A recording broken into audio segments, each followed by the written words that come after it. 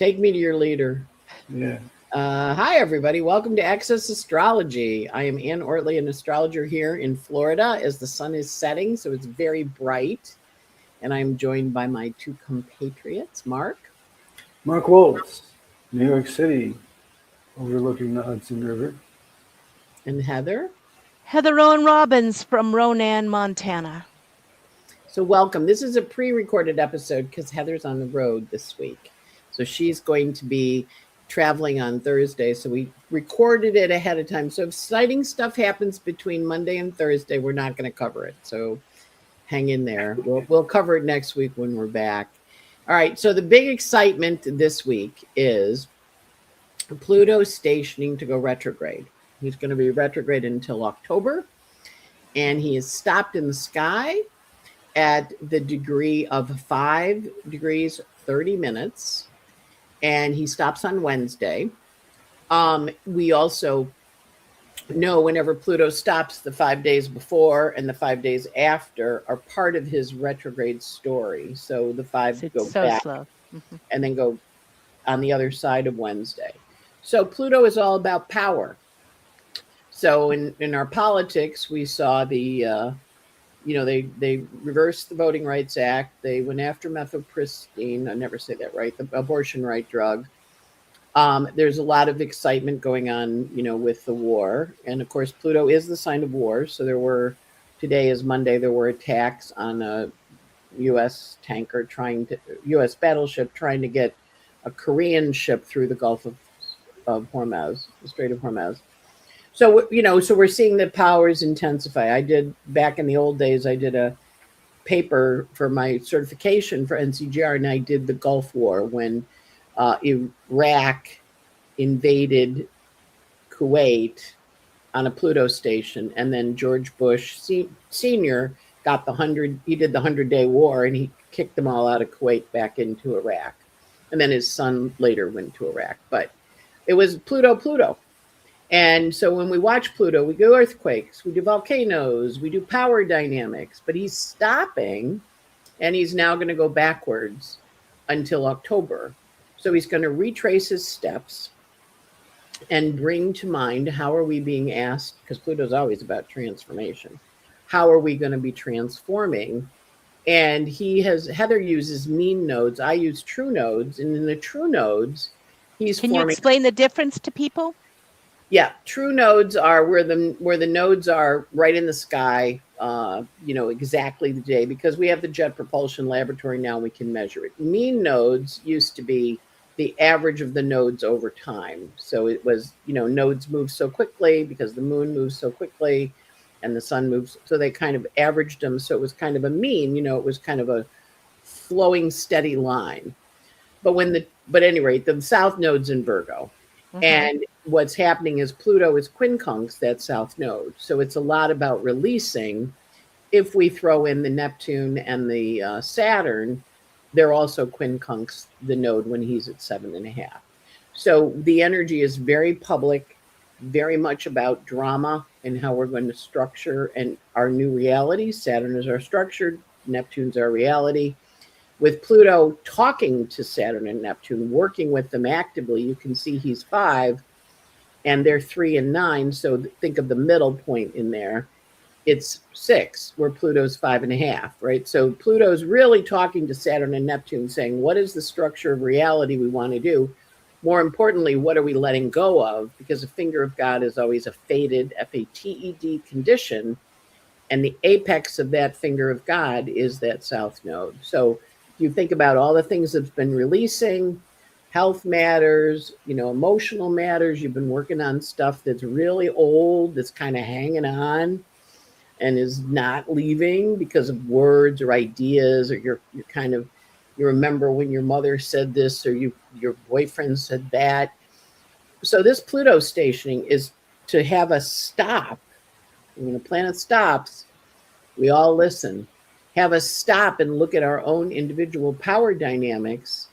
And because Mercury is square to the Pluto station, how have words either prevented or encouraged, but in most cases, we're going to be looking for prevention, you from moving forward? What is the curse you're living with? What did someone say to you at some point in your life that made you not be what you're supposed to be? And so stars right now are all about what are you here for, and what's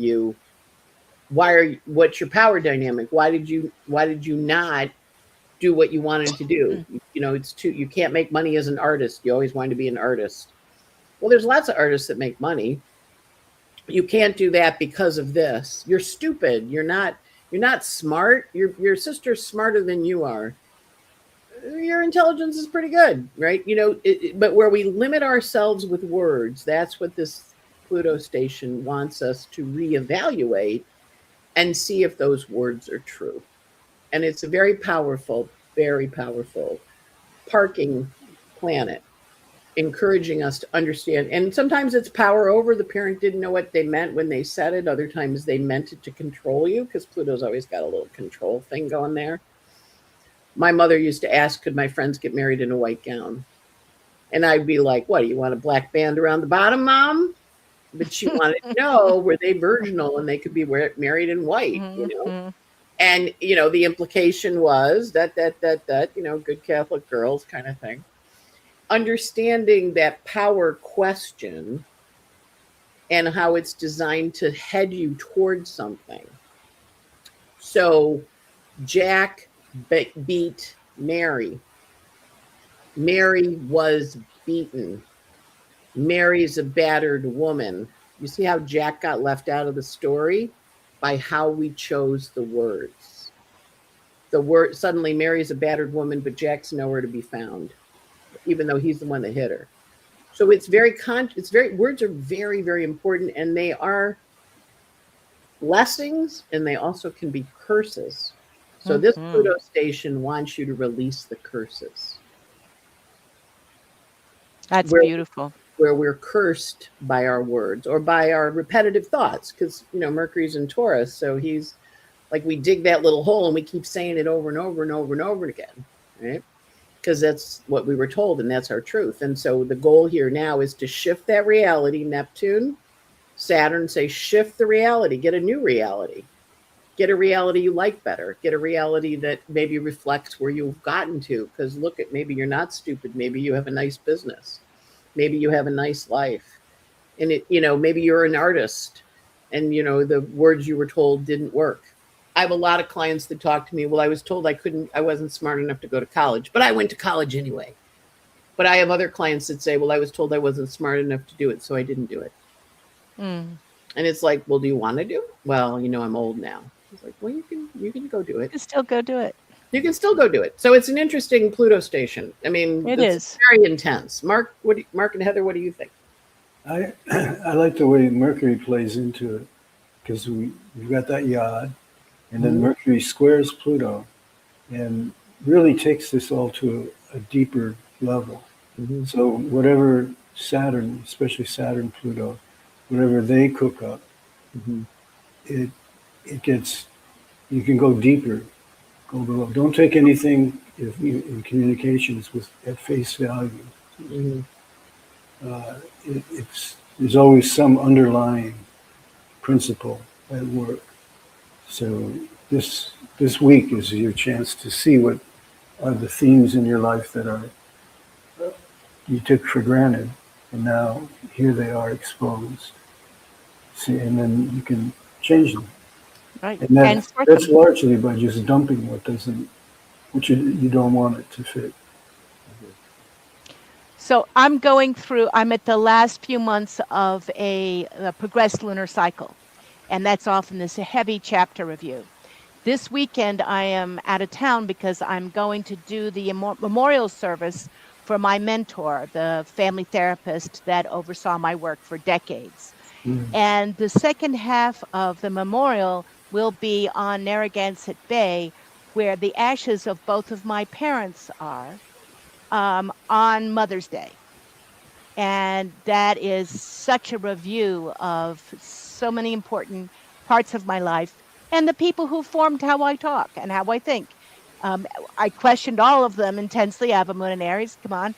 But I did, it is a review, and it's a chance to sort what I took in from them, what I value deeply, what I can release. And I think it's, right on schedule with that Mercury Pluto square. And as Pluto retrogrades, how do we take our power back? I wanted to show something interesting. Spirit Airlines also went dead yesterday. Bankrupt. Totally. Boom, gone. Bankrupt. Yeah. Gone. I forgot about Spirit. Yeah. Yeah. And this is Aquarius it. rules. Aquarius rules airplanes. Keep going. This is the first day it did business as Spirit Airlines. It started before, but this is the first day they kind of rebirthed themselves. Look at this lineup of planets in Gemini, and Pluto's forming an exact trine. Now, we often say, a trine is lovely. It's a kiss, but it's a kiss from the Lord of Death and Rebirth. I mean, it's still heavy, and it's still time to shed something that does not work for you or does no longer serves. That doesn't mean it was wrong before. It just means it's not serving now. And we see that, so Pluto forming a tight trine to all of those planets. We don't know the time that it started, but I did at 9 o'clock in the morning.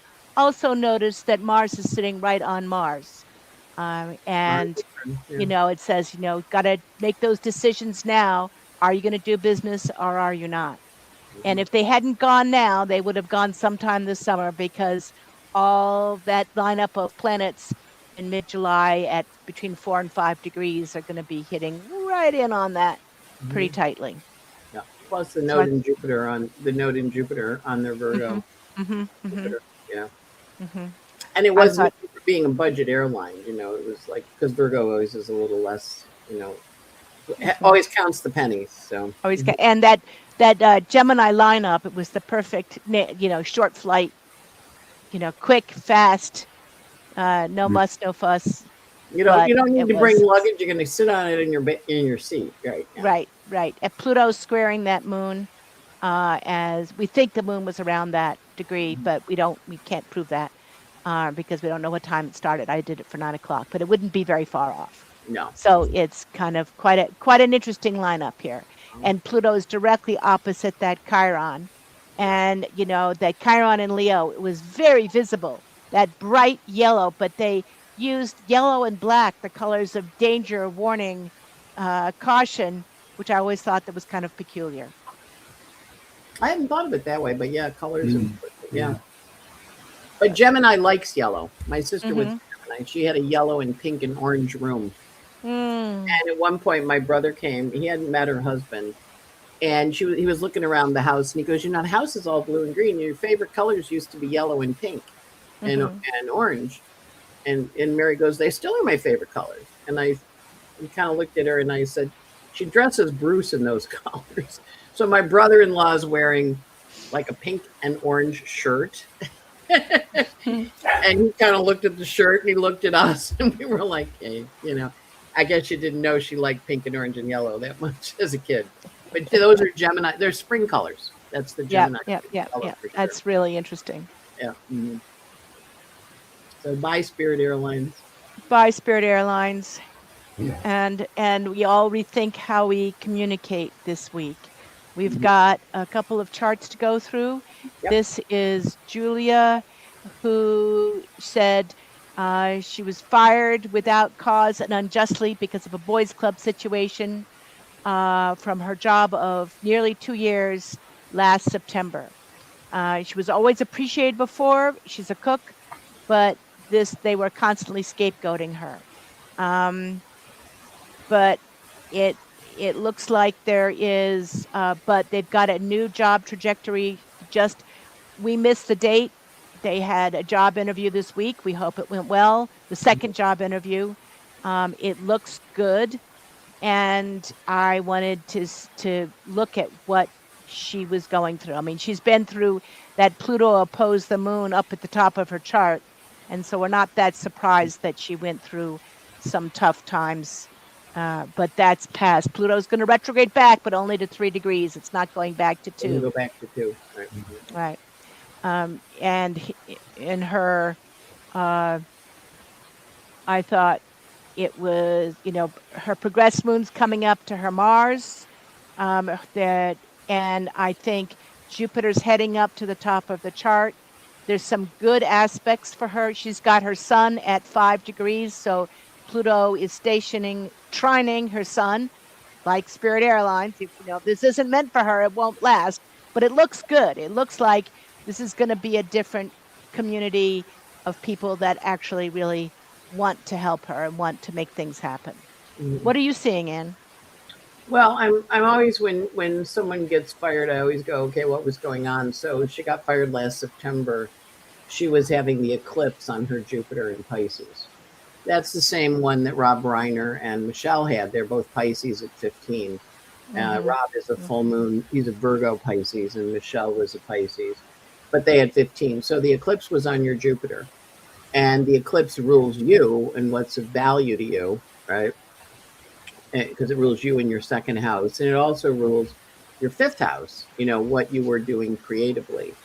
So when I see that nodal area with Mercury, your Mercury sits on that south node. And that is also, in being in a situation where people are being bullies, 12th house is you're kind of victimized. So I think it's good you're out of there. It does hurt to get fired. It's never fun. But what it often does is it triggers a whole new chapter. And I'm noticing her progressed sun coming to her Venus. Yep. Which is a lovely placement because that's your work house and your relationship to other people, as well as your relationships to groups. So that represents a very lovely new incoming energy for you, which is once every 360 years, right? So it's a big deal, that progressed sun. So a lot of times, and of course, Venus in Scorpio is a tough Venus, and it's on a world point.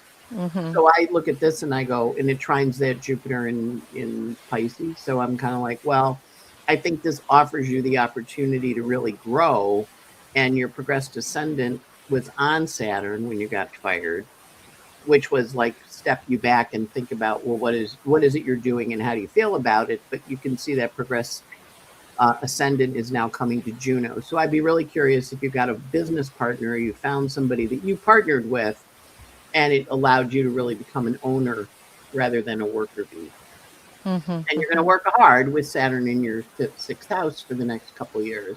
But that's also apprenticing to a new version of your craft or a new version of your trade. So that's very positive.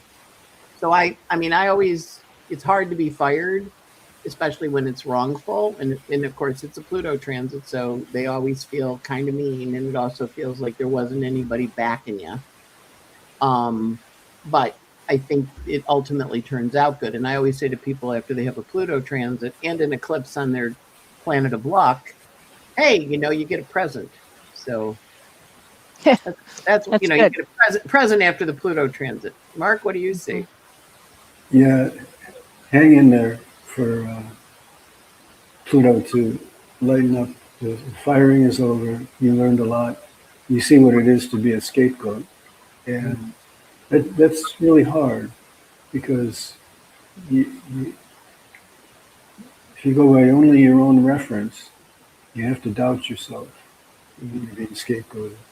But the answer to that is to run it by someone else when you think there's a situation, which you probably learned while you were doing this, and it took you right up to being fired. So take the lessons from being scapegoated and apply them in a new situation. And it'll put you in good stead to deal with scapegoating when it's happening to someone else. Right. So look around you, see where you can use what you experienced, and it will help others. And then it'll also improve the situation where you're applying it. So all that's coming up. And you have Pluto on the ascendant in Scorpio. So I don't know, but you're a Libra, and with Moon and Leo, you're kind of warm and friendly and fuzzy in some ways. But you have a real yes chef attitude.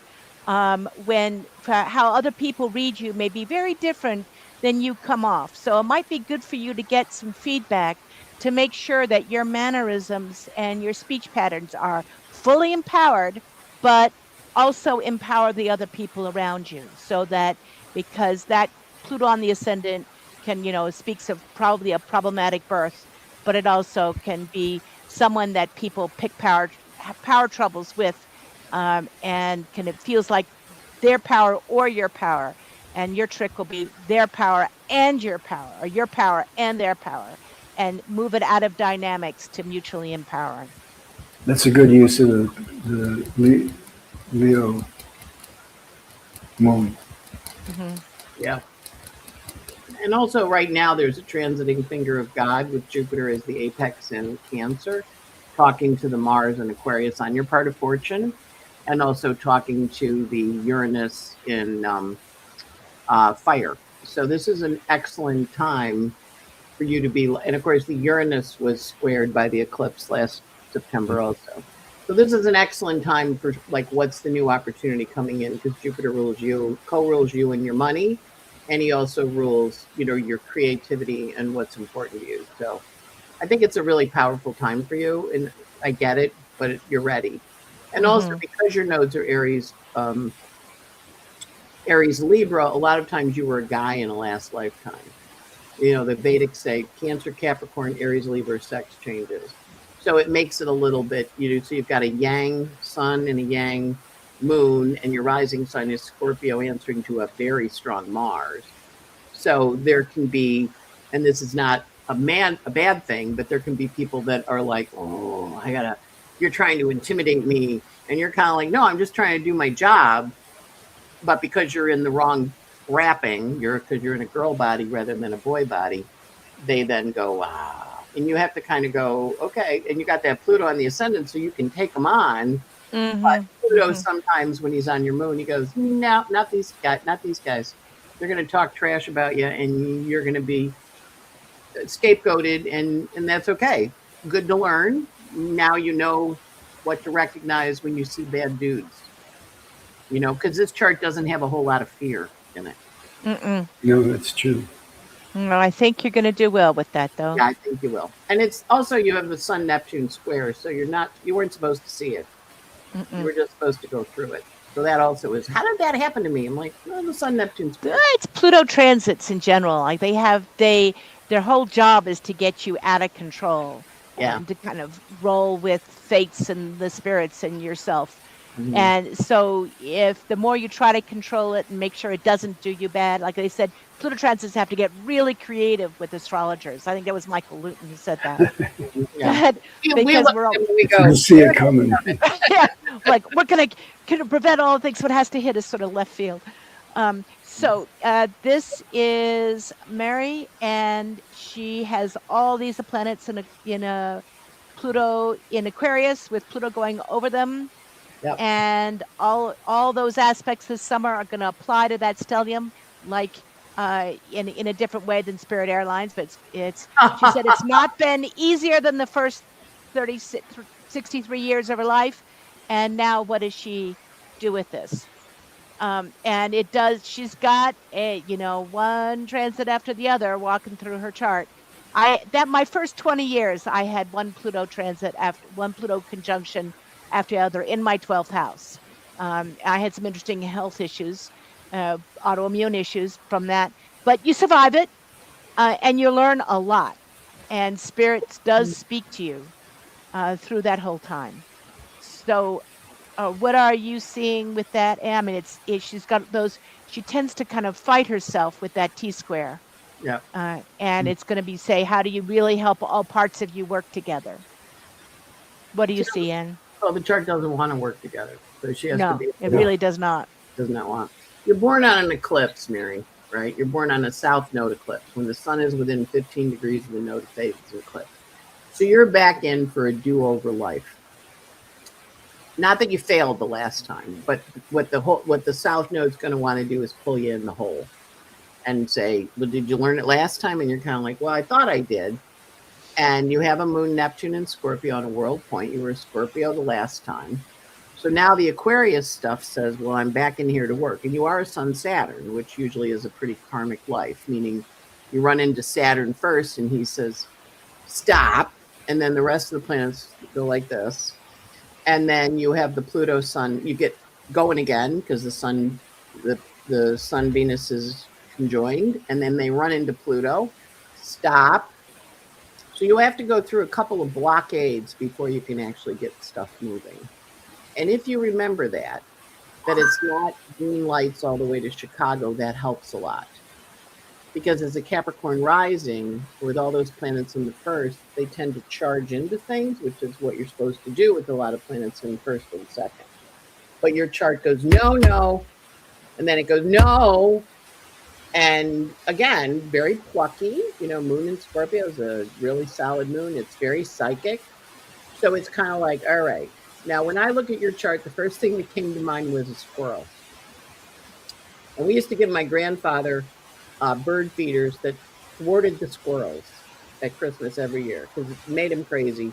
The squirrels eating the bird feed. And those squirrels made maybe a week or two, and they had mastered that bird feeder. That whatever that thing was, whether it was a swinging thing or it was a pole or they'd fly from the trees. And my grandfather would always say, the squirrels sit there 24 hours a day, 7 days a week, trying to figure out how to get the bird feed. And they get it. And I think of that as, when I looked at your chart, that's the immediate story that came up, was you're a little squirrel figuring out how to get that bird seed. And you do get it. Mm-hmm. But you do run into those roadblocks. First Saturn, and then you get a little go, and then Pluto, the hardest thing. And then after you get past the Pluto, it's green lights all the way to Chicago, but you have to not be discouraged by the double stops at the beginning, by falling off the bird feeder or being on there was one that had a little stick and it would go around and the squirrel would, and every time he moved, the thing would swing and he'd stop and he'd hang on and it would swing and then he'd make a little movement and it would swing again. Damned if that thing wasn't on that bird feeder. And my grandfather would time how long it took, and it was the squirrel-proof bird feeder. Every single one of those squirrels broke through. So that's what you remember with your chart. You break through, but you have to go figure out how to get the bird seed. That's a good point. Progressed moon is in Pisces, heading into Aries in 3 months. I think you'll have more energy, but you are in the last, year and a half of your progressed lunar new moon. You are doing a review of everything you've learned. Remember that you've rehearsed for this. Like you're going to go like, and that, yep, that, I learned that. And there's new beginnings coming from this. So really, we'll keep an eye on the new beginnings coming in about 1.5 years. Mm-hmm. Mark, do you have any comments on this? Your progressed Venus is about to go into Taurus, which is really lovely. Yeah. Mm-hmm, mm-hmm. Oh yeah. Mark? Do you have any comments, Mark? Still looking at all that lineup in Aquarius. Yeah.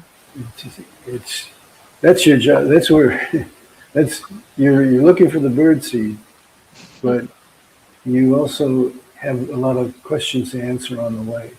I guess that's the figuring out of the puzzle. Remember, Neptune and Saturn are sextiling it, giving you some odd opportunities. It's, crisis with opportunity is kind of the name of the game. Uranus forming a trine into all of those. It's going to be hitting that one after the other over the next couple of years, and really bringing some things that you didn't expect, some really good positive opportunities from left field. Yeah, the next couple of years, you're going to have to balance and rebalance. Mm-hmm. You'll find yourself tipping a lot. Just come back to center. And keep your eye on the bird seed. This is the last one for the night, and this is Leah from Victoria, Australia, from Castlemaine, Victoria. She's interested in career employment, recently terminated from a position in March, has 3 lawsuits against her employer. How does it look? She has 3 lawsuits against the employer? Okay. Yep. Is that Pluto up in the 10th house? All those Pluto power dynamics. Now, Pluto was trining that, but it's moved off. But Saturn and Neptune are going to be directly opposed that right now. Another Leo moon. I think And Scorpio moon. so the Pluto's going to be going banging back and forth opposite that moon. And it does look like another case of how do you feel empowered in a situation? How do you step out of a power struggle but stay empowered? And it kind of notice that you can be a little easy to bait into an argument about this. And you have every reason to be considerate. Now, the moon is about to enter the eighth house of other people's finances, and Jupiter's in the eighth house. So that could be good for the lawsuits trying to get money to cover you after what happened. What do you see with that, Anne? Well, the seventh house is lawsuits. It's open enemies, and I'm looking at that Mercury and Venus there in Gemini, uh, who are in that house, so they are not always the most truth telling. So hopefully you have lots of good paperwork to document this, what your lawsuit is. And if they have a little tendency to fib, that's part of what you're going to probably be running into with them, with that Mercury and Venus there. Like, well, we didn't do that. You didn't, you know. So hopefully your documentation is really good, because that Mercury Venus is a hard placement in a open enemy position where you're fighting with them, and Mercury rules your direction in life, your 10th house, your bosses, and Venus rules your 11th house of 10th and 11th, your career sector. So that's an important component to take into consideration. So I always found when I had lawsuits back when I had a computer consulting business and somebody didn't pay the bill, um, or didn't do something, and I took them to small claims court. You want to be conscious of what you're suing for, because you also have that Sun opposite Uranus, right? And that is involved with that Saturn in Gemini there, progressed Saturn. So I'd be really conscious of how much you want to spend and how hard you want to do this, because of that Sun Uranus trickiness. Because now Uranus is in Gemini, and I'm going to guess you were fired when Uranus was in Taurus. So it's like a whole new reality. So that's the other piece. And if the people that sued you left the company or leave the company, how much does the company actually know about it from other places? So that would be my consideration. Like, what's the paper trail on their side? And I don't really know the legal system in Australia very well, but so the goal is with this is, okay, how are we going to get things accomplished? You do have Saturn opposite Pluto, which is, I'm mad enough to file a lawsuit, but I would be conscious about how much money you want to expend and how much energy you want to expend, as opposed to moving on and doing, going on with your life. And you are in Aquarius Mars, so I'm not going to say don't fight, because fighting is important, and you're a Sun Venus Cazimi. When we get to October 23rd, there's going to be a Sun Venus Cazimi in Scorpio, 0 Scorpio in the 11th house. So if you get a settlement offer in October, I might take it. I would consider strongly. Yep. Yeah.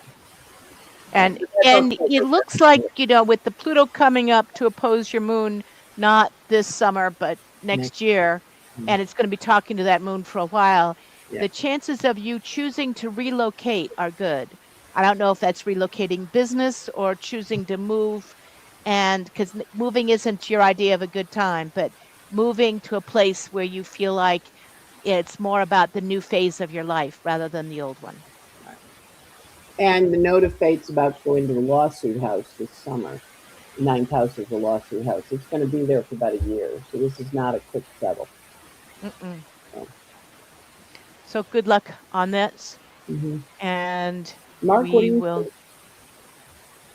I see the moon in Cancer is really a strong ally for you. So really be aware of what you feel and what others feel around you and the commonality that you have. and work from there.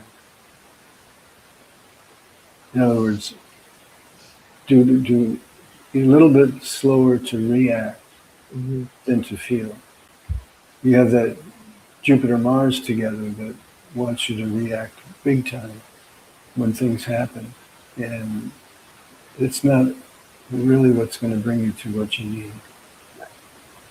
So spend time with your moon. Yeah. So as we head out, Mark, would you like to kind of give people a last visualization to work with Pluto retrograde and how they can when Pluto stations this week? And Yeah. yes. Yeah, take a moment to sit comfortably and close your eyes for a moment. Bring up your chart in front of you with your eyes closed and look and see where does Pluto fit in with that. It's in 5 Aquarius. So where's 5 Aquarius in your chart? What house is it in? Is it near other planets? Does it form aspects to other planets? And then see that position of Pluto as being a hot spot in the chart. And let it get hotter and hotter. And see what it affects in the chart and what that means in your life. Okay. Open your eyes. Okay. Thank you, Mark. That was lovely.